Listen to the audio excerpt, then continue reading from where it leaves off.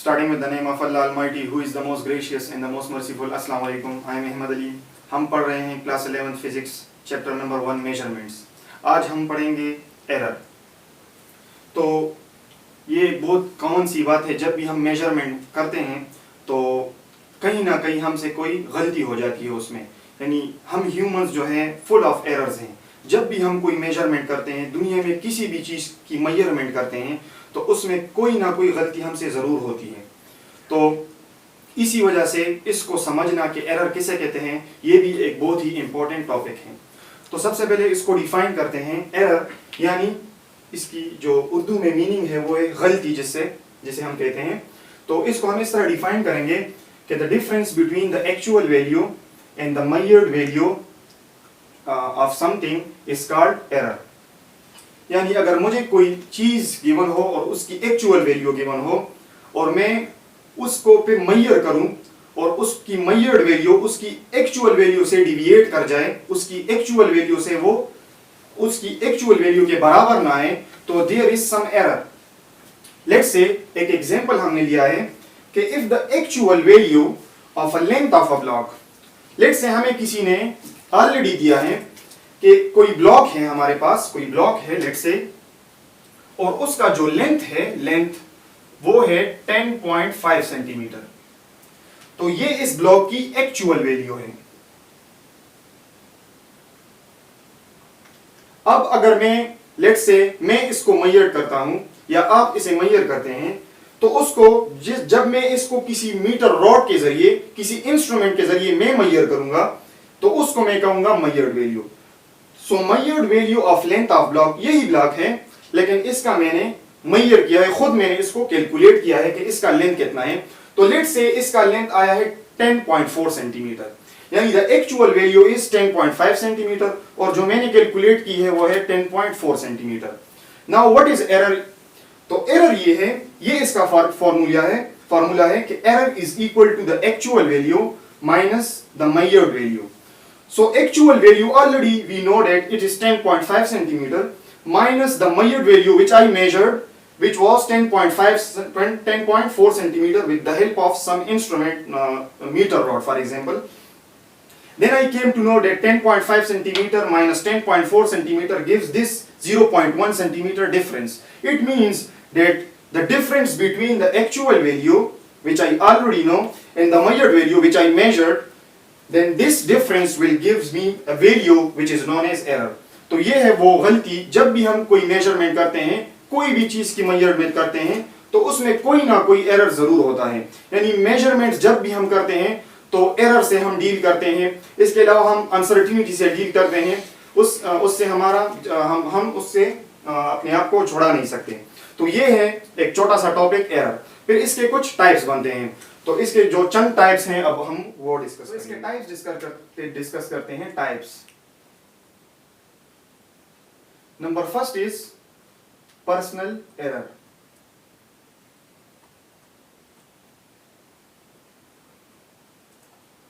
तो इसको डिफाइन इस तरह करेंगे, the error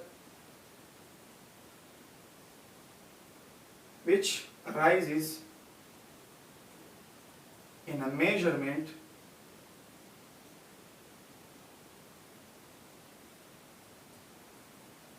due to carelessness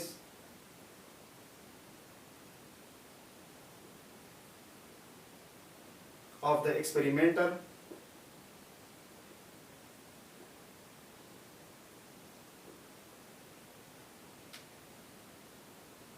or improper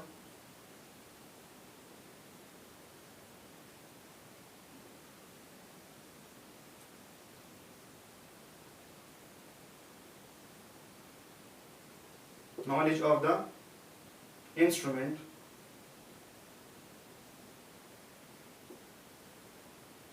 is called personal error.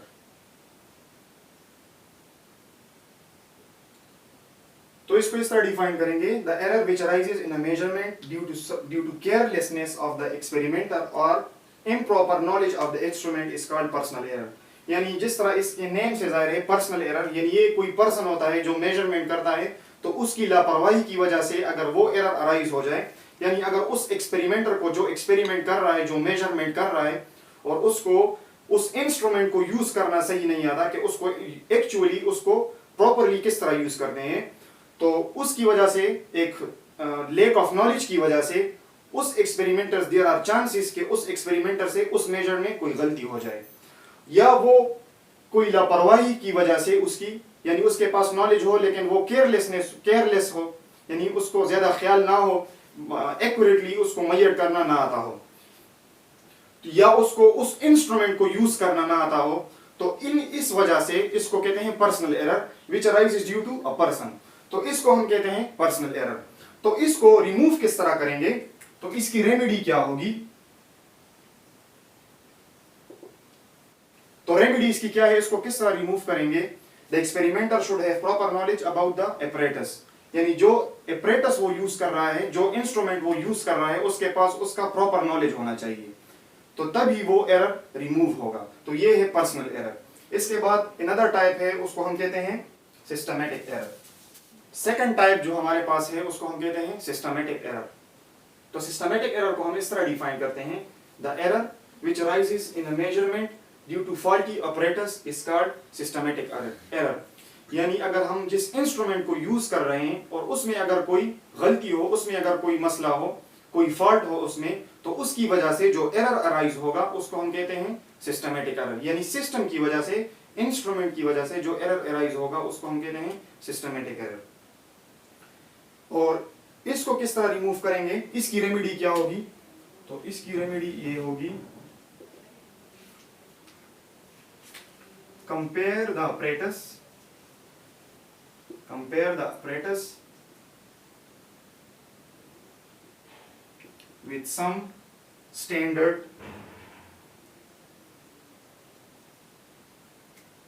apparatus। तो इसको रिमूव करने का एक ही तरीका है, यानी जिस इंस्ट्रूमेंट में वो एरर आ रहा है, जिसमें फॉल्ट है, तो उसको हम किसी और उसी काइंड के इंस्ट्रूमेंट के साथ कंपेयर करेंगे, तो हमें पता चल जाएगा कि उसमें क्या फॉल्ट है। तो इसकी रेमेडी क्या है, इसको रिमूव करने का ये एक ही हल है। लेट्स से इसकी एक एग्जांपल ये भी हो सकती है कि सिस्टमैटिक एरर क्यों अराइज होता है।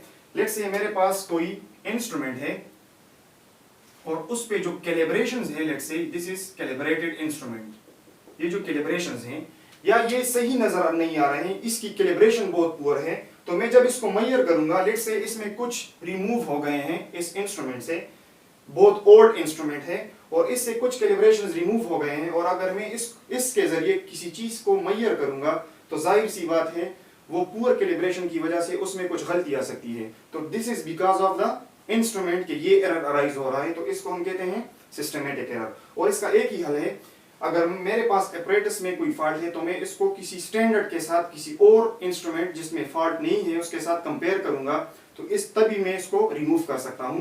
और इसका एक एग्जांपल ये है, zero error is the example. Zero error एक एग्जांपल है हमारे पास, इसकी डिटेल में हम नहीं जाएंगे, लेकिन जब भी हम वर्नियर कैलिपर यूज करते हैं, तो उसमें एक मेन स्केल होता है और एक उसके ऊपर वर्नियर स्केल होता है जो कि स्लाइड करता है मेन स्केल के ऊपर। अगर इसमें जो वर्नियर स्केल होता है इसके कैलिब्रेशंस और जो कि मेन स्केल होता है इसके कैलिब्रेशंस, अगर इस वर्नियर स्केल का जो कि स्लाइड हो रहा है इस पे, और इस मेन स्केल का जीरो कोइंसाइड नहीं कर रहे हैं, अगर मैं इसको अपनी जगह ले आऊं और zero coincides with the zero of the main scale, this is the main scale, अगर मैं इसको यहां ले आऊं और इसका जीरो कोइंसाइड कर रहा है, तो there is no zero error. अगर ये आगे थोड़ा ये आगे हो, अगर मैं इनको इस वर्नियर कैलिपर को यहां ले आऊं और इसका ये जो लाइन है ये थोड़ा सा आगे हो, तो तब भी ये एरर है। इसके फिर टाइप्स बनते हैं, पॉजिटिव एरर, नेगेटिव एरर, या इसके पीछे हो तब भी ये एरर है। तो फिर इसको रिमूव करने के कुछ तरीके हैं, जो कि जब फाइनल रिजल्ट हम कैलकुलेट करते हैं तो नेगेटिव एरर को हम ऐड करते हैं जब वो पीछे हो, और पॉजिटिव एरर को हम सब्ट्रैक्ट करते हैं। पॉजिटिव एरर को हम सब्ट्रैक्ट करते हैं और नेगेटिव एरर को उसके साथ ऐड करते हैं। तो इट डिपेंड्स कि वो वर्नियर कैलिपर के साथ बिल्कुल एग्जैक्टली उस जीरो के साथ आ रहा है तो नो एरर। अगर ये वर्नियर कैलिपर का ये लाइन उस जीरो से उस तरफ है तो ये एक पॉजिटिव एरर है, अगर उसके पीछे है तो ये एक नेगेटिव एरर है। तो फिर ये एक एग्जांपल है जीरो एरर, तो इसको हम कंप्लीटली रिमूव कर सकते हैं। तो ये एक एमसीक्यूज भी बनता है कि this is a fixed error, ये एक फिक्स्ड एरर है, systematic error is a fixed error. क्योंकि ये एक फिक्स्ड एरर है और इसको हम this can be completely removed, this can be completely removed, इसको हम कंप्लीटली रिमूव कर सकते हैं। जिस तरह मैंने कहा जीरो एरर, तो जीरो एरर की डिटेल में हम नहीं जाते जैसे मैंने कहा, लेकिन जब भी हम वर्नियर स्केल को यूज करते हैं, दिस इज एन इंस्ट्रूमेंट जिसके जरिए हम मेजरमेंट करते हैं, तो उसमें जो वर्नियर स्केल होता है और जो मेन स्केल होता है उनकी जब उनको हम क्लोज करते हैं, वर्नियर स्केल को उसको मैं क्लोज करता हूं, तो ये समटाइम्स फॉल्टी अपरेटस में ये होता है कि वो जीरो इस जीरो के साथ एग्जैक्टली मैचिंग नहीं आ रहा होता है, तो या तो इस जीरो से आगे होता है या इस जीरो से पीछे, तो this is a type of error. तो मैं इसको रिमूव कर सकता हूं, जिस तरह मैंने कहा कि मैं फाइनल रिजल्ट जब कैलकुलेट करूंगा, किसी चीज की लेंथ मेजर करूंगा, तो फाइनल रिजल्ट में मैं उस वैल्यू को या तो ऐड करूंगा या मैं उस वैल्यू से, उस फाइनल रिजल्ट से उसको सबट्रैक्ट करूंगा, then I will get the accurate value. So this is a fixed error and this can be completely removed, and one of the example of systematic error is zero error. So this is about the systematic error. Now the third error is random error. The error which arises in a measurement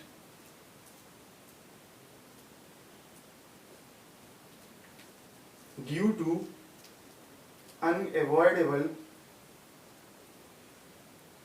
environmental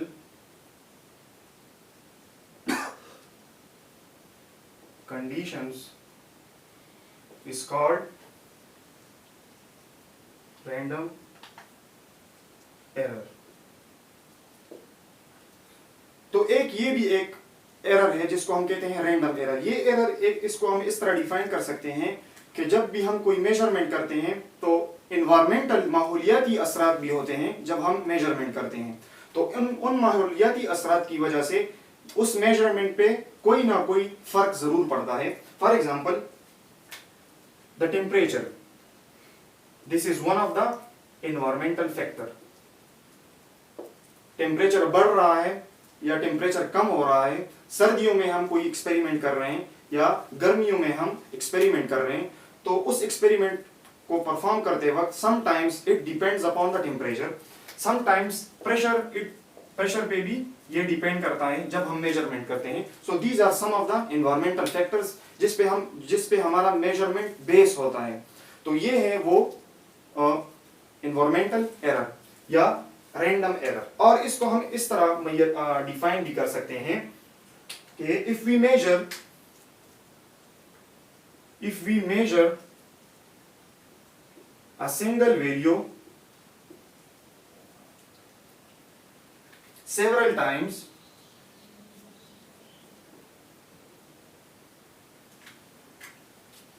in same conditions,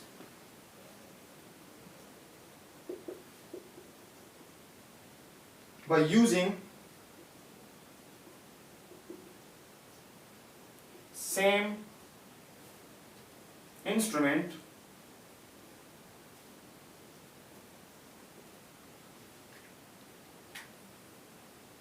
we obtain different values.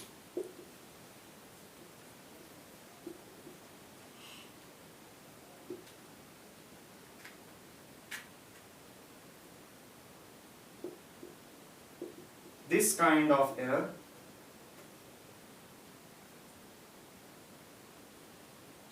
is called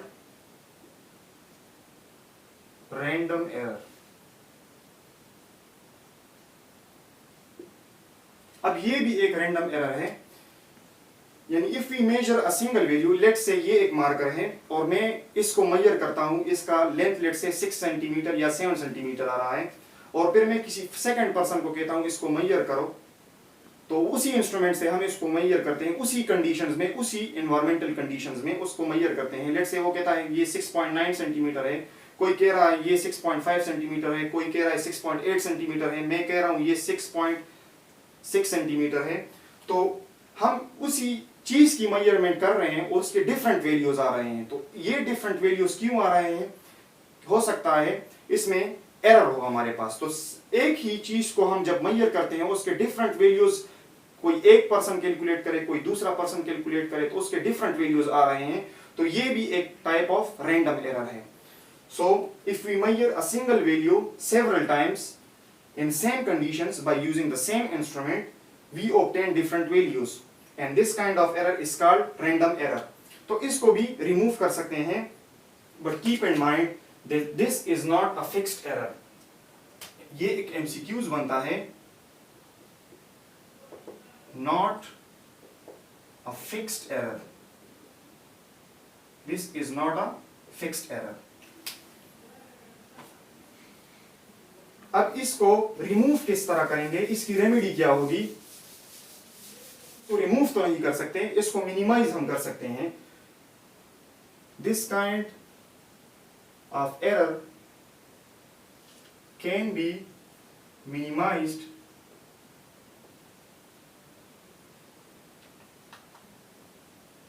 by measuring the single value multiple times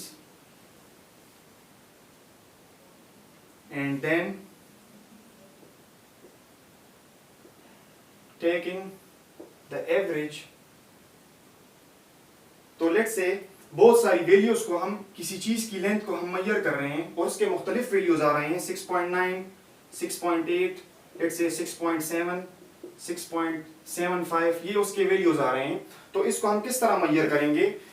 इन्हीं सारी values को हम लेंगे, इसी की length को मैंने multiples values calculate की हैं, इन सारों को मैं ऐड करूंगा और जितनी वैल्यूज हैं 1, 2, 3, 4, तो इन सारों को मैं ऐड करूंगा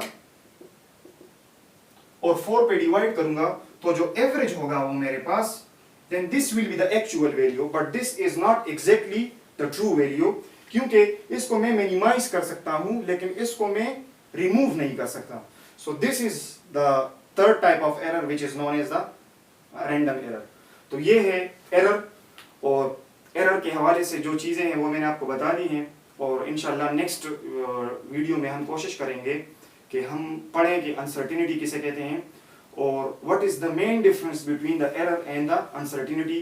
this is very confusing. So this is all about today lecture. Thank you so much.